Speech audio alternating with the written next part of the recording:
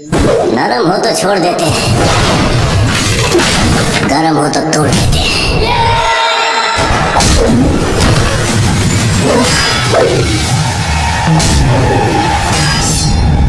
Sir कुछ कलाकार बोल रहे हैं कि पावर स्टार से हम आगे निकल जाएंगे।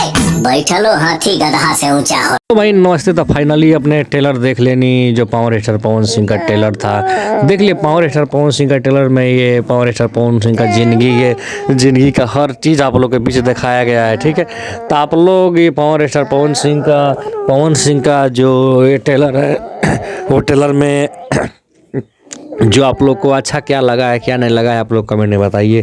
पावर स्टार पवन सिंह का ये टीजर है, बहुत ट्रेलर बहुत बढ़िया तरीक़ा से दिखाया गया है और इसमें बहुत कुछ सस्पेंस है। फिल्म देखना ही पड़ेगा तो पता चलेगा। तो आप लोग को क्या राय है, कैसे आप लोग को लगा है, आप लोग अपने कमेंट में बताइए। और जो नहीं देखे जो जाकर देखिए। जय हो पावर स्टार।